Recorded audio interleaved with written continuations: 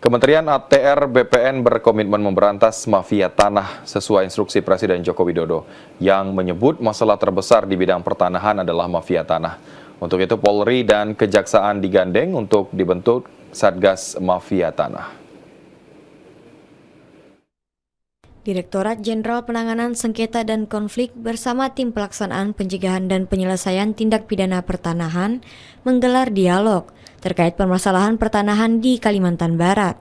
Sebagai narasumber pada dialog ini, Dirjen Penanganan Sengketa dan Konflik Pertanahan Kementerian ATR BPN Ilyas Tejo Prijono, Staf Khusus Menteri Bidang Penanganan Sengketa Tanah dan Konflik Pertanahan Irjen Pol Widodo, dan Direktur Pencegahan dan Penanganan Konflik Pertanahan.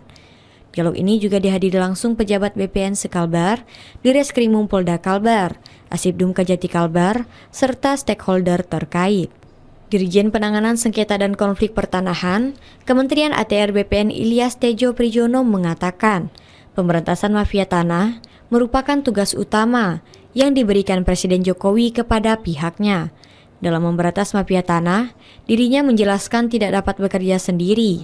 Maka dari itu Kementerian ATR BPN bekerja sama dengan Polri dan Kejaksaan membentuk Satgas Mafia Tanah. Pada tahun 2023, Satgas Mafia Tanah mentargetkan dapat mengungkap 60 kasus mafia tanah di Indonesia. Namun saat ini, pihaknya sudah menangani 74 kasus mafia tanah dan khusus di Kalbar terdapat 3 kasus yang sedang ditangani oleh Polda Kalbar. Jadi setiap tahun kita bersama-sama dengan Kejaksaan, Kepolisian yang kita sebut dengan Satgas Mafia Tanah menetapkan target TO. Tahun ini kita menetapkan target 60 kasus mafia tanah yang akan kita tangani.